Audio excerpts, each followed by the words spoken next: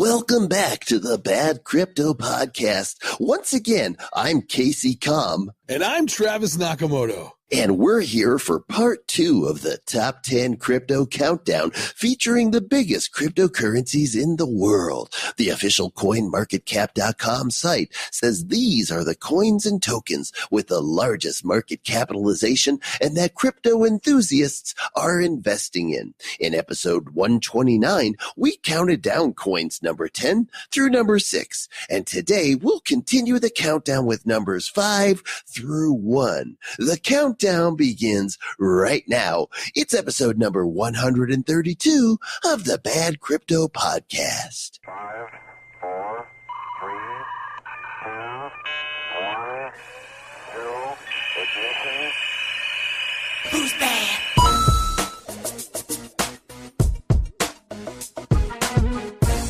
And welcome back again, ladies and gentlemen, to the Top 10 Cryptocurrency Countdown here on the Bad Crypto Podcast. I'm Casey Comm. And I'm Travis Kasem. And together, we're talking about cryptos. We're counting them down from America's and the whole world's top 40. But we're not doing 40, we're doing 10. But we're not doing 10, we're doing 5 today. Because we already did 5, and in the previous episode, we covered a quick recap. Number 10, IOTA. Ooh. Number 9, Tron. Number 8, Stellar. Number 7, Cardano. And number 6, Bitcoin's little brother, Litecoin.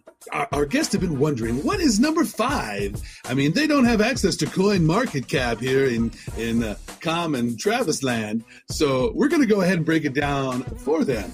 And coming in at number 5 is the silky smooth with the stacks of wax, EOS. EOS. Yeah, you know, by the time this airs, they're getting ready for their mainnet to roll out, right? Isn't June 1st going to be, you know, it's the end of the ICO, the year-long ICO, and stuff is, you know, maybe really getting ready to heat up. So what the heck is this EOS thing? Because it's been called the Ethereum killer or Ethereum on steroids. It has been called Ethereum on steroids, EOS. Now, who knows if that's exactly what it means? They've never actually told us what it means. But I do think, Mr. Joel Common, you hit it right on the head. At the end of May, once they stop their year-long ICO, this is when we're going to start seeing EOS take off. Now, we did see EOS take off to $24, $25 almost, and I thought that was way too soon for it to pop out with it not having their main net release. But it did, and it's still sitting firmly in the top 5 right now. Currently, at the time of recording, it has a market cap of $12 billion. Actually, $12,135,662,980.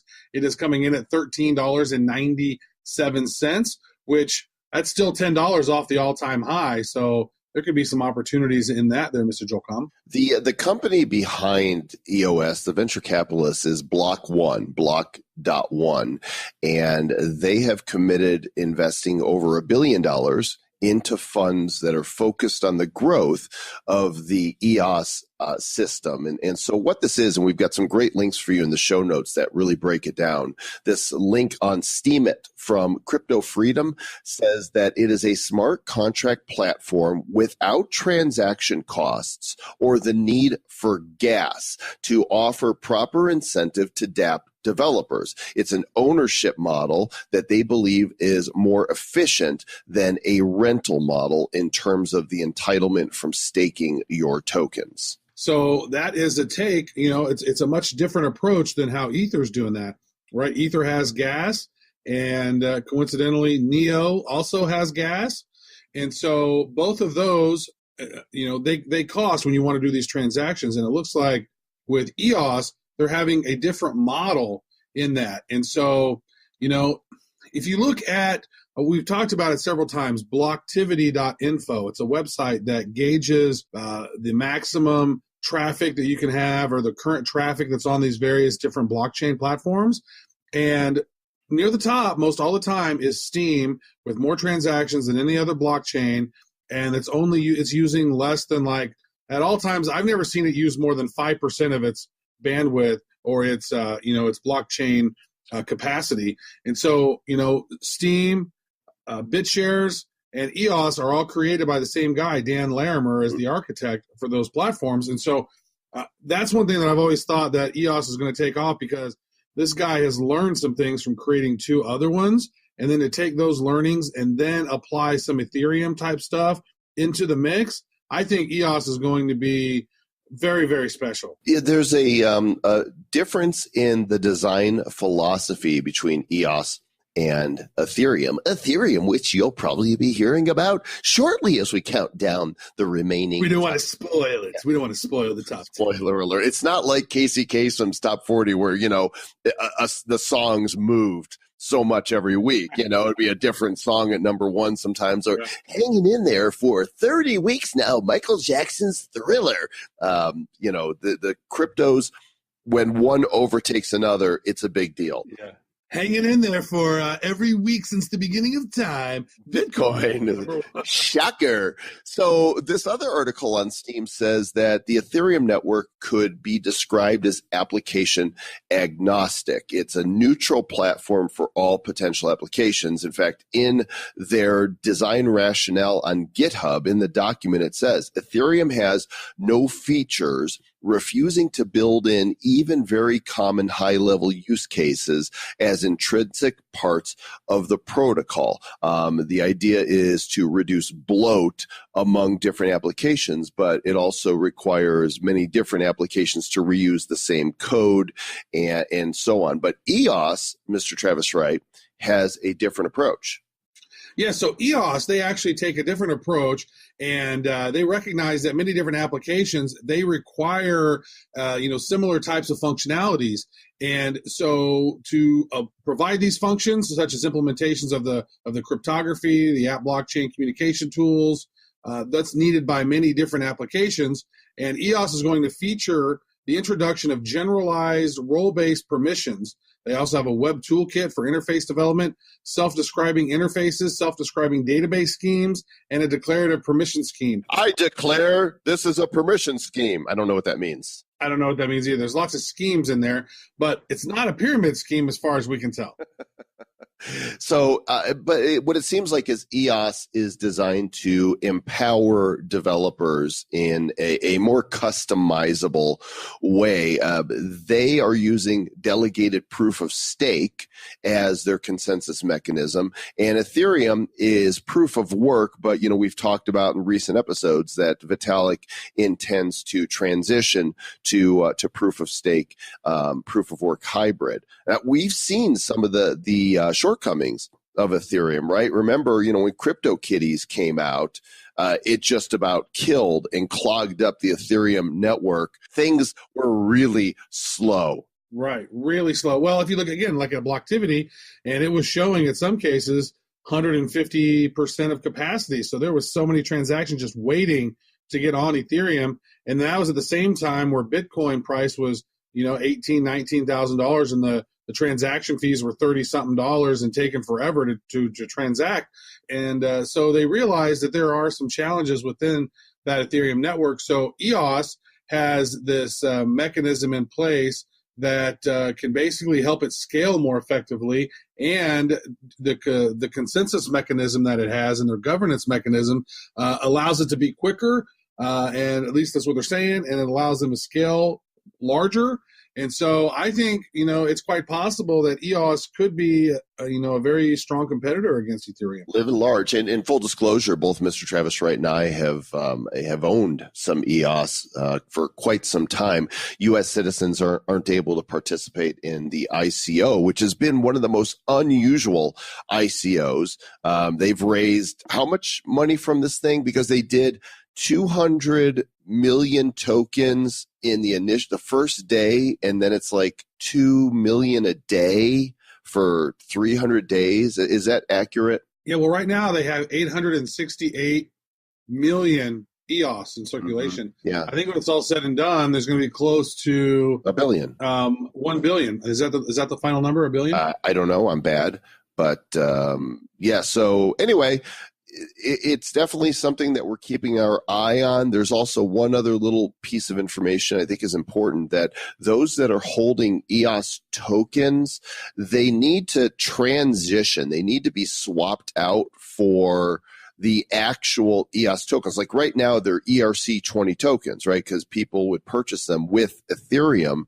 But there's actually a process for making sure your tokens are registered, so that you'll actually have those tokens. So I think I have MetaMask. I think mine are already, since I've had MetaMask and I've been transferring back and forth through MetaMask, I think the mine are already squared away. All right. Well, there you go. Check the show notes if you need to know how that works.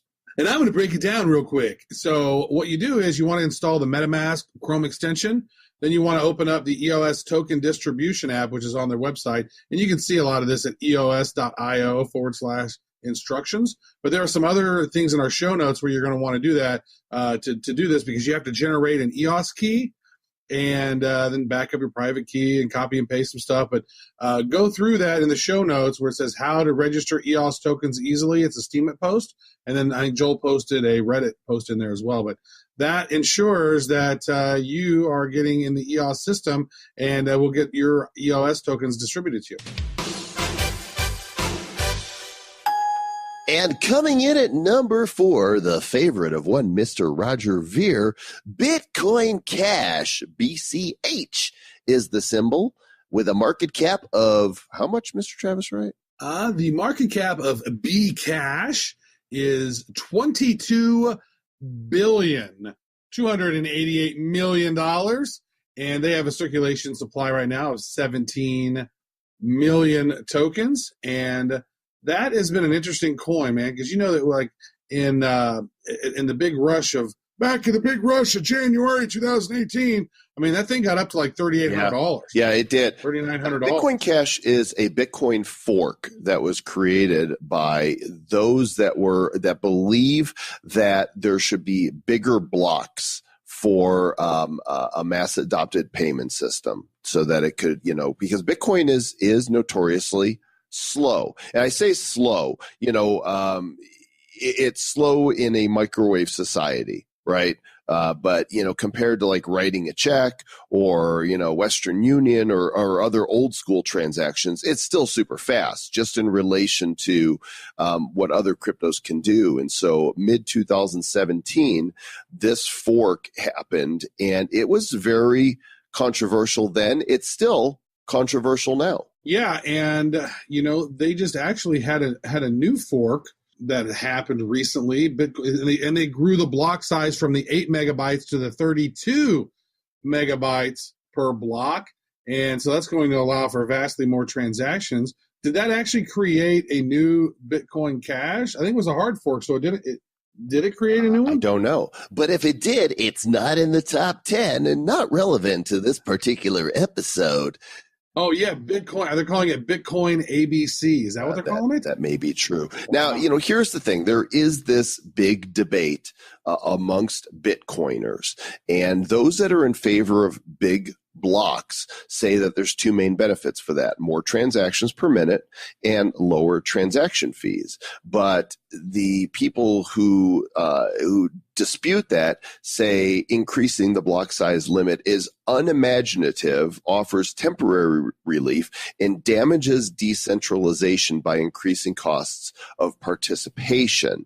And that is actually not the most controversial part of Bitcoin Cash, is it? Well, one of the challenges that I've always had with it is the fact that Bitcoin.com is owned by Roger Ver. At Bitcoin on Twitter is owned by somebody who is Bcash friendly. And so what they're doing is they're calling Bitcoin Cash actual Bitcoin, and they're calling Bitcoin Core. And they're trying to confuse and muddy the waters, in my estimation. And here's the thing. I think that this is just such, I think maybe their hearts are in the right place, because they think that Bitcoin is being taken over by people who are censoring on Reddit and all this stuff. So there's these arguments, this backstory that you can go into, and you can come to the conclusion how the Bitcoin Cash people say that they think that's the real Bitcoin and that's more close to Satoshi's vision and blah, blah, blah. But the way that they're muddying the waters and that they are saying Bitcoin.com they're saying Bitcoin Cash is Bitcoin, and Bitcoin.com calls it. Bitcoin.com has a wallet.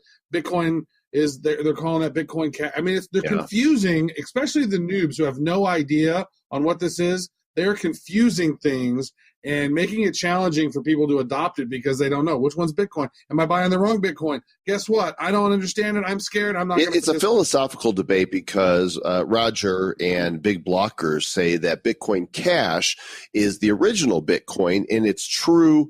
The fork that they had for Bitcoin Cash is the only Bitcoin that stays true to Satoshi Nakamoto's white paper. But, to me, it's kind of like it has to have a different name because you're redefining terms. You can't fork from Bitcoin and say this is the original Bitcoin. So I'm glad they call it Bitcoin Cash. If you call it Bcash, you'll offend some of the BCHers. But some people might even flip you off. Like as Roger did. We've had Roger on the show very early in the podcast. If you'll go back to, probably somewhere in the 20s, I want to say, episode, we had an interesting interview with Roger. And one of the things that I want to do, Travis, we've talked about this for some time, is I want for us to host a debate here on Bad Crypto between a Bitcoiner and a Bitcoin casher, and we moderate it. And because I don't even understand all the intricacies of this, and so I lean a little bit towards traditional Bitcoin because Bitcoin Cash is so controversial, but I'm open to trying to understand. My problem is with the marketing of it, of calling Bitcoin.com the actual Bitcoin. That's where the challenge, because actually the website's bitcoincash.org. And you know what? That's where like Lightning comes into play, and some of these other solutions have come into play that allows you to sort of have a scaling block size, essentially, because you can just keep the main size on, like as what they've done with Bitcoin. They've had the main, I think now it's a 2 megabyte block. They've bumped it up to 2 megabytes. But let's say there's 10 megabytes worth of information. From what I understand, Lightning allows you to sort of run a parallel concurrent layer on top of it, which then it handles those transactions for us or whatever. So all of that's not on the block. So you can kind of see how people from Bitcoin Cash and Bitcoin.com so see how confusing that is? Well, anyway. It should be interesting. It should definitely, the way that this thing's going to pan out, we're going to have to keep an eye on it. Number 4, Bitcoin Cash. And speaking of controversial, and coming in at number 3, perhaps a token that is even more controversial than Bitcoin Cash, it's the symbol XRP, known as Ripple. Ripple. Now, Ripple is the company, and XRP is the cryptocurrency, and they built it for enterprise use. It is mostly centralized, right? This is not really a decentralized cryptocurrency. This is a privately held business, right? Ripple owns most of the XRP that are in existence. They've just not been released. But XRP allows banks and payment providers a reliable on-demand option to source liquidity for cross-border payments. Yeah, very fast, very cheap, and in relation, very centralized, and it focuses really heavily on these trusted third parties, and they're working with a lot of the big enterprise banks. Very centralized. That's one of the big disputes here. Now, we had the opportunity to interview the CEO of Ripple, Mr. Brad Garlinghouse, back in January of 2018. It's episode number 67 of the show. It was a very popular episode, badco.in/067. And he helped clear this up, and I want to revisit this, that there's a difference between, as Travis said, Ripple as a company and the coin XRP. The currency is actually called XRP. You can't actually buy 100 Ripple. You could buy XRP. Ripple Labs created the Ripple platform, and this is a real-time gross settlement system. Gross. A currency exchange and a remittance network. XRP is the native currency of the Ripple network, and it's the only native digital asset within the Ripple network. So users of the Ripple network are not required to use XRP as a store of value or a medium of exchange, and usually don't. However, each Ripple account is required to have a small reserve of 20 XRP as an anti-spam measure. So you can create other currencies in the Ripple network. Mm-hmm. Yep, and here's some interesting facts about the Ripples. 100 billion XRP was created when Ripple was created, so there'll be no more allowed to be created according to the protocol. And Ripple was definitely one of the top performing cryptos of 2017. My gosh, that thing was up over 35,000% Wow. for the year. That, I mean, if you invested in the Ripples, Moon. That wow. was, that was at the Wow. beginning. So the goal here is so that banks and financial institutions can have super fast settlements with one another.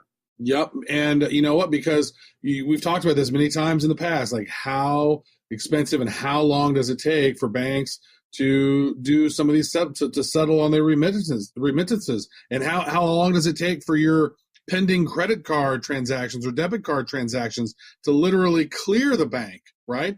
It's at least 48 hours in most cases for those things. They'll take that money out of your account so you don't have access to it, but it still says pending, and that thing is not closed for 48 to 72 hours typically on your regular transactions.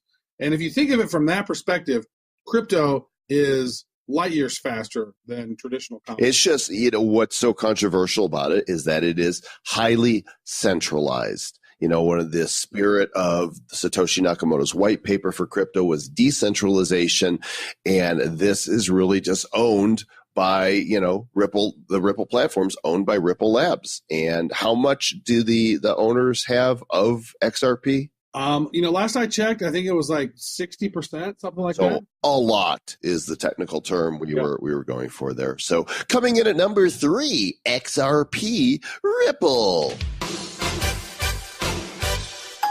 Number 2. There's no question who number 2 is, right? We pretty much all know who number 1 is. Number 2 is Ethereum. And Ethereum is ETH, and created by super Russian wonder boy, Vitalik Buterin. This kid was so young, and he understands blockchain and the cryptos at such a level. And the dude's not even, is he 23 now? Maybe 24? He's 24 now. He's born in 1994. He's Russian-Canadian, so he's like, good day, comrade.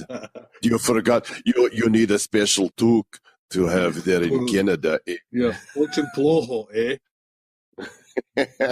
Yeah, he was just a punk kid when he coded this. Super smart. He came over to Canada, immigrated with his parents when he was 6 years old. So he's been pretty much raised in Canada, but still the Russian blood running through him. He may hack your election. So Ethereum, open source, decentralized blockchain-based network, which you have Ether, and then you can also have these ERC20, these Ethereum-based tokens, but you don't have to have just ERC20. There's like ERC, and there's several other different ERC types of tokens, which are interesting. But you've heard of the ERC tokens. That is what most ICOs are built on, is Ethereum. Mm-hmm. Ethereum is the network that is built on, an Ether, or ETH is the token that is used to pay for services. Here's the thing about Ethereum. We've interviewed a lot of ICOs that are building their coins or tokens on the Ethereum network. Those are the ERC20s. And that's because Ethereum offers something that Bitcoin did not. Bitcoin is simply a payment, a source of paying, making transactions. All you can do with Bitcoin is just like, here's a dollar. That's all that dollar does, is a transfer of wealth. But Ethereum brought smart contracts into the realm of cryptocurrency. So, if you want to think of smart contracts, and we've talked about this at length, but there's a great link here on blockgeeks.com that'll be in the show notes, is that smart contracts help you exchange money property, shares, anything of value in a transparent, conflict-free way while avoiding a middleman. So it's, if this, then that. So one of the things that's really interesting about Ethereum is, as Joel had mentioned, the smart contracts. So smart contracts are things that allow you to do things on top of this blockchain platform and allows you to execute on, if this, then that, right? And let's say, when job done, pay out money, right? So you can do these smart contracts. And back in 1994, Nick Szabo, who is one of the original cypherpunks and cryptographer, he's one of the people who many people think might be Satoshi Nakamoto. He did write an interesting white paper back in the day called something cash, digital gold or something. I don't remember what his white paper was, but it was not actually referenced in Satoshi Nakamoto's white paper, although a lot of the terms that was said within Nick Szabo's original paper, BitGold, I think it was called BitGold, was what it was called. And so there's a lot of inference in there that, wow, it could be Szabo. But so he realized, Nick Szabo back in 94 said, back when Vitalik was born apparently, realized that the decentralized ledger could be used for smart contracts and have these self-executing contracts or digital contracts that could be these contracts that could be converted into computer code, stored, replicated, and then supervised by a network of computers that run this platform, right, which became the blockchain. And so this layer of smart contracts allows these executing contracts, digital code, computer code, to be placed inside the blockchain to then legally transfer money based on various different actions that have been completed. There's been so many tokens that have been built on Ethereum now. There's a circulating supply of 99.5 million ETH and change. There's a market cap of about 72 billion, and it's gone on a wild ride. If you look at the charts back to around this time a year ago, it was around $90 to $100. Just a short time before that, it was like $10. It shot up during the big rise in January of 2018 to almost $1,400, dropped back down to under $400, and is currently sitting around $700 or so. If you like crypto, I feel bad for you, son. I got 99 cryptos and an ETH ain't one. So number 2, Ethereum. And coming in at number 1, it's a big shocker. It's been the favorite on the dance card for a number of years now. Will it be replaced soon? We don't know, but let's find out what it is. It's Bitcoin. All right, and that's the show. Stay back. Bitcoin, the granddaddy, the father of all cryptocurrencies, and been around. Satoshi Nakamoto released his white paper, and open source code was January 2009. You can still just, I think we've got a link to the white paper in the show notes. Bitcoin.org is the site. Bitcoin.org /Bitcoin.pdf is the original white paper, and this was the very first decentralized digital currency created by maybe Nick Szabo, we don't know, but it was created by either a person or persons under the name Satoshi Nakamoto. Yeah, there's been many different concepts or theories or hypotheses of who it might be. Szabo makes sense. Hal Finney received the first transaction. That shows that it might have been him. Could have been the NSA. There's some conversations that's happened around that. There's conversations that it could be various different intelligence agencies from around the world. Maybe this is the world crypto reserve currency later on down the road. Maybe this is the one world currency. Who knows? But cryptocurrency and digital money is obviously the evolution of money. And Bitcoin is, the guy sitting at the top of the heap now. Maybe he's not a guy, right? That's kind of general. Don't be so general. Yeah. Don't be so general. So, it's like gender neutral all in one word, general. January 1st, 2017, Bitcoin was sitting at around $1,000. And you and I really started going down the rabbit hole last spring, about a year ago, when I actually invested a little bit. I mean, very little initially, dipping my toe in Bitcoin was around $2,000. And then bad crypto came along and Bitcoin went up to $20,000. There's no correlation there whatsoever, but I do think it's funny. I do think it's probably the cause of it. More people were like, "Oh my God, Travis and Joel are finally in crypto. Right. Now we can get in." Right. And there was all of this hype, finally you couldn't avoid the news or, friends talking about Bitcoin, and this thing shot up.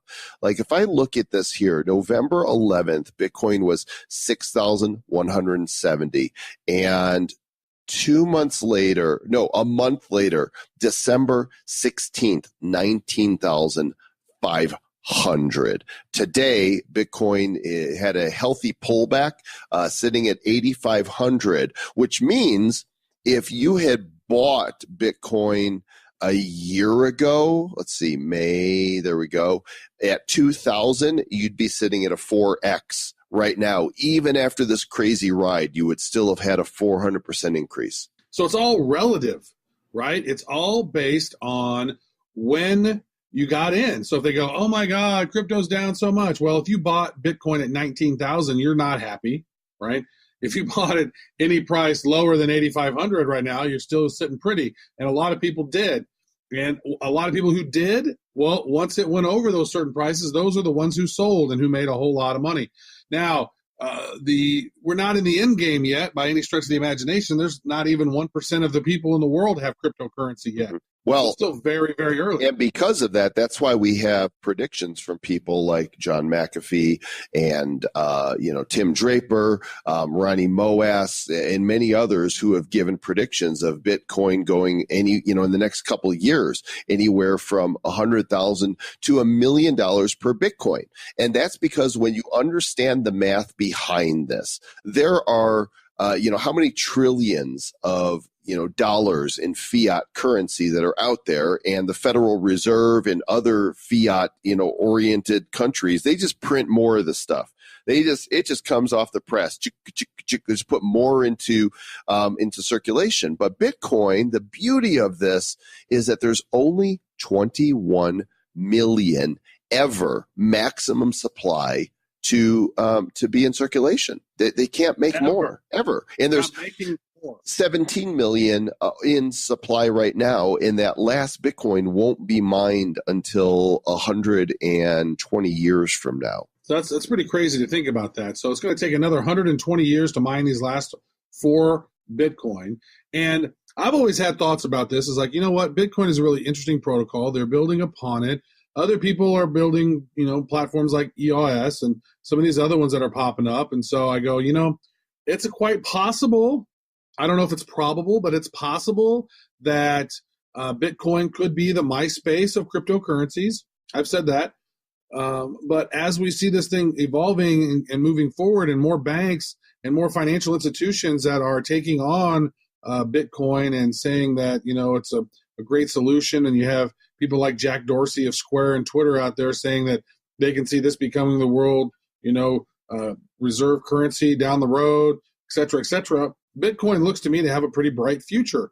Now, how far is it going to go? Who knows? Is it going to hit 1 million? Who knows? Is it going to hit 100,000? We don't know.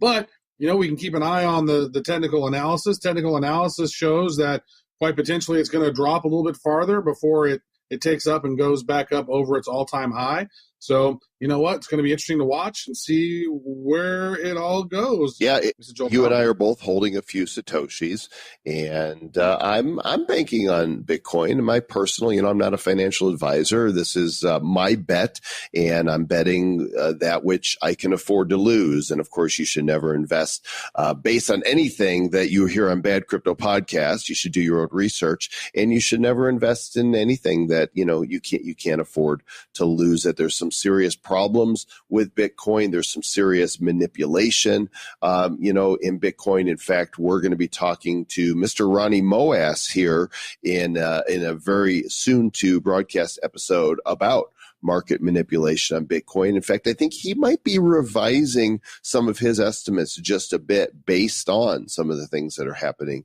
in the market. Very interesting.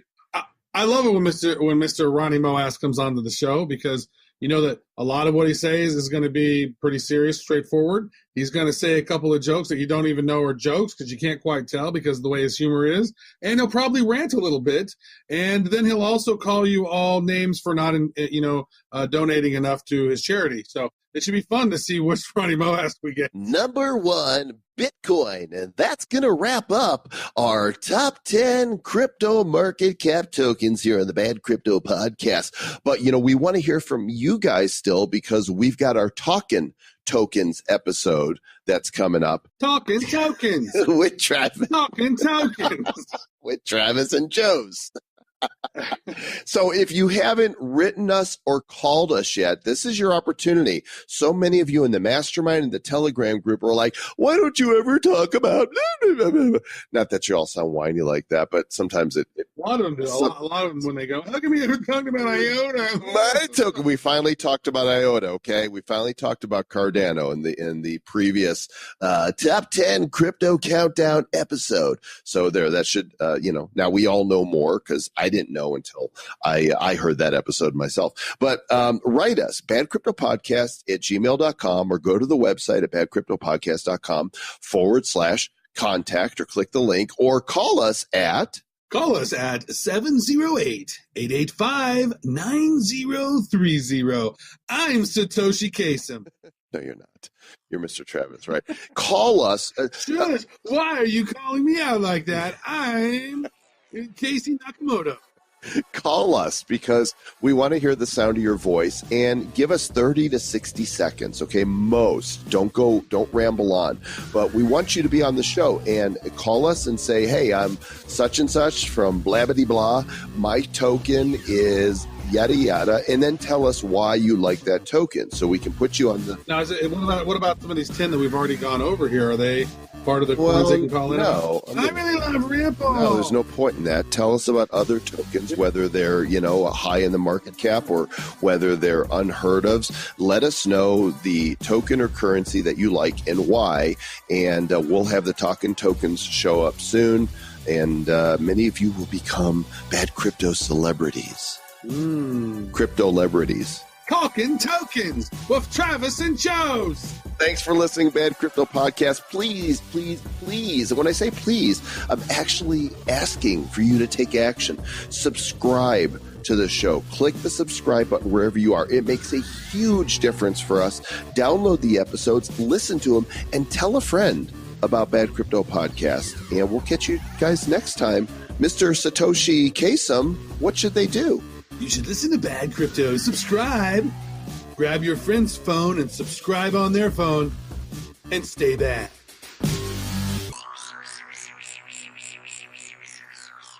Who's bad? The Bad Crypto Podcast is a production of Bad Crypto LLC. The content of the show, the videos, and the website is provided for educational, informational, and entertainment purposes only. It's not intended to be and does not constitute financial, investment, or trading advice of any kind. You shouldn't make any decisions as to finances, investing, trading, or anything else based on this information without undertaking independent due diligence and consultation with a professional financial advisor. Please understand that the trading of Bitcoins and alternative cryptocurrencies have potential risks involved. Anyone wishing to invest in any of the currencies or tokens mentioned on this podcast should first seek their own independent professional financial advisor.